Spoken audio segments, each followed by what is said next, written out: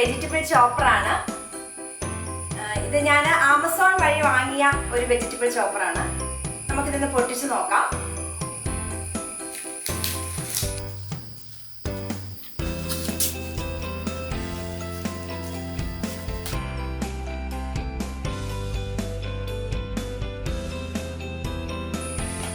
ഇത് ഞാൻ എൻ്റെ ആൻറ്റിക്ക് വേണ്ടി വരുത്തിച്ചതേക്കെന്നാണ്. കാരണം ഞാനിത് 4 വർഷമായിട്ട് ഇതേപോലത്തെ ഉള്ള ഒരു വെജിറ്റബിൾ ചോപ്പർ ഉപയോഗിച്ചുകൊണ്ടിരിക്കുന്നതിന് ഒരു കുഴപ്പവും സംഭവിച്ചിട്ടില്ല. അപ്പം അതുകൊണ്ട് ആൻറ്റിക്ക് വേണ്ടി ഓർഡർ ചെയ്ത് വരുത്തിച്ചേക്കുന്നതാണ് ആമസോൺ വഴിയായിട്ട്. അപ്പം ഇതിനകത്തുള്ളത് ഒരു ബൗള്, ഒരു ബ്ലേഡ്, ഇതാണ് ഇതിൻ്റെ ബ്ലേഡ്, നമുക്കിതിൻ്റെ സെൻറ്ററിൽ വെക്കുന്നതാണ്. പിന്നെ അതിനൊരു ക്യാപ്പ്. ഈ ക്യാപ്പിൻ്റെ ത്രെഡ് നമ്മൾ വലിച്ചിട്ടാണ് നമ്മൾ വെജിറ്റബിൾസ് കട്ട് ചെയ്തെടുക്കുന്നത്. ഇനി നമ്മൾ 1-2 കാര്യങ്ങൾ ഇതിനകത്ത് ശ്രദ്ധിക്കേണ്ടതുണ്ട്.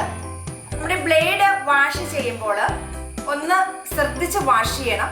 നല്ല മൂർച്ചയുള്ള ഒന്നാണിത്. അതുകൊണ്ട് കുട്ടികളുടെ ഒന്നും കൈ കൊടുക്കാതിരിക്കുക. അതുപോലെ തന്നെ വാഷ് ചെയ്ത് കഴിഞ്ഞിട്ട് ഈ ക്യാപ്പിൻ്റെ ഇതിൻ്റെ അകത്ത് തന്നെ ഒന്നെടുത്ത് വെക്കുവാൻ ശ്രദ്ധിക്കുക. രണ്ടാമതായിട്ടുള്ളത്, ഈ ക്യാപ്പിന് വാഷ് ചെയ്യുമ്പോൾ ഒരു നനഞ്ഞ ക്ലോത്ത് എടുത്ത് ഒന്ന് ക്ലീൻ ചെയ്യുക. വെള്ളം ഡയറക്റ്റ് ആയിട്ട് ഒഴിക്കരുത്. ഇപ്പം വെള്ളം ചെന്ന് കഴിഞ്ഞാൽ ഇതിനകത്ത് ത്രെഡാണ്. ഈ ത്രെഡിന് എന്തെങ്കിലും കുറേ നാൾ കഴിഞ്ഞ് പോകാനൊക്കെ സാധ്യതയുണ്ടെന്നാണ് ഇതിനകത്ത് എഴുതി വെച്ചിരിക്കുന്നത്. അതുകൊണ്ട് അതൊന്ന് സൂക്ഷിക്കുക. തോരൻ കറിയൊക്കെ അരിയാൻ വേണ്ടി വളരെ നല്ലതാണ് നമ്മുടെ ഈ ചോപ്പർ. നമുക്ക് ക്യാരറ്റ് നമുക്ക് ഇതിനകത്ത് ഇട്ട് നോക്കാം. ക്യാരറ്റ് അരിയുമ്പോൾ ഇത്രയും ചെറിയ പീസുകളായിട്ട് അരിഞ്ഞിട്ട് ഇടുവാണെങ്കിൽ വളരെ എളുപ്പമാണ്. ഇങ്ങനെ ഇടുക. എന്നിട്ട് നമ്മളിത് കവർ ചെയ്ത് വെക്കുക. ഇപ്പം നമ്മളിത് ഒന്ന് വലിക്കാൻ പോവാണ്.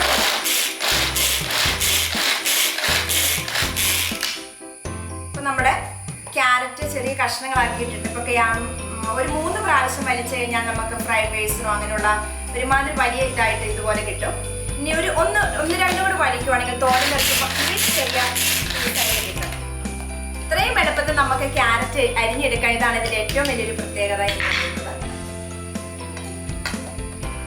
നമുക്കതുപോലെ തന്നെ ബീറ്റ്റൂട്ട് തോരക്കറികൾക്കെല്ലാം വളരെ നല്ലതാണ്. ബീറ്റ്റൂട്ട് നമുക്ക് ചെറിയ കഷ്ണങ്ങളാക്കാം. അതുപോലെ തന്നെ മുഴുവനായിട്ട് ഇടരുത്. ഒരു 4-5 കഷ്ണമാക്കിയിട്ട്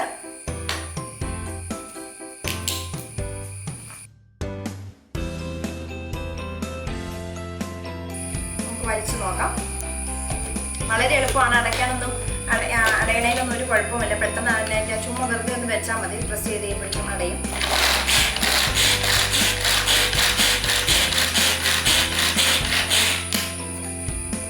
നമ്മുടെ ബീറ്റ്റൂട്ട് തോരനുള്ള കഷ്ണങ്ങൾ റെഡിയാണ്. തീരെ നൈസായിട്ട്, തീരെ ചെറിയ പൊടികളായിട്ട് വരുന്നത് കാണാവുന്നതാണ്. അതുപോലെ തന്നെ തക്കാളിക്ക നമുക്കിപ്പം ഏതെങ്കിലും ഇറച്ചിക്കറികൾക്കോ അങ്ങനെ എന്തെങ്കിലുമൊക്കെ ചേർക്കാൻ വേണ്ടി ഇപ്പം ഗ്രേവി ചെറുതായിട്ടൊന്ന് ചെയ്തെടുക്കണമെങ്കിൽ തക്കാളിക്ക് ഇട്ടാൽ മതി. തക്കാളിക്കൊക്കെ 2 പീസായിട്ട് ചുമ്മാ വെറുതെ വട്ടം കണ്ടിച്ചിട്ടാലും മതി. ഒക്കെ ഒറ്റയടിക്ക് അങ്ങ് ആയി കിട്ടും.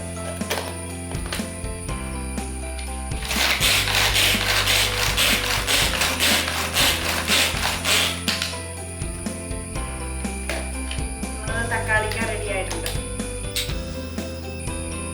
ഇതുപോലെ കിട്ടും.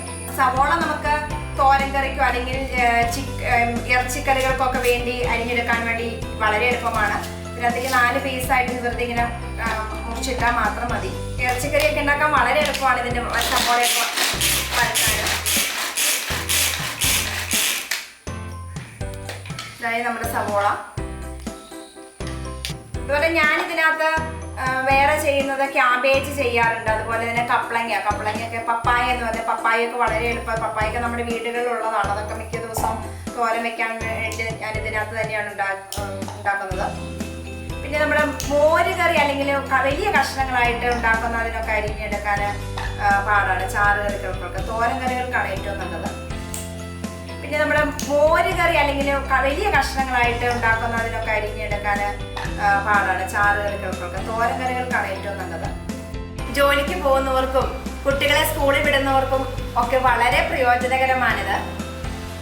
എനിക്ക് ഈ വെജിറ്റബിൾ ചോപ്പർ ഒത്തിരി പ്രയോജനപ്പെടുന്നുണ്ട്. അതുകൊണ്ടാണ് ഞാനിത് റിവ്യൂ ചെയ്യുന്നത്. ഞാൻ ഈ പ്രസ്റ്റേജിൻ്റെ വെജിറ്റബിൾ ചോപ്പർ ആമസോൺ വഴിയായിട്ടാണ് വാങ്ങിയത്. നിങ്ങൾക്കിത് ആമസോൺ വഴി വാങ്ങണമെന്നുണ്ടെങ്കിൽ ഇതിൻ്റെ ലിങ്ക് ഈ വീഡിയോയുടെ കമൻറ്റ് ബോക്സിൽ ഇടാം. അപ്പോൾ ആ ലിങ്കിൽ ക്ലിക്ക് ചെയ്താൽ നിങ്ങൾക്കത് വാങ്ങുവാൻ സാധിക്കും. നിങ്ങൾക്ക് പ്രയോജനപ്പെട്ട മറ്റൊരു വീഡിയോയുമായി നമുക്ക് അടുത്ത ദിവസം കാണാം. നന്ദി, നമസ്കാരം.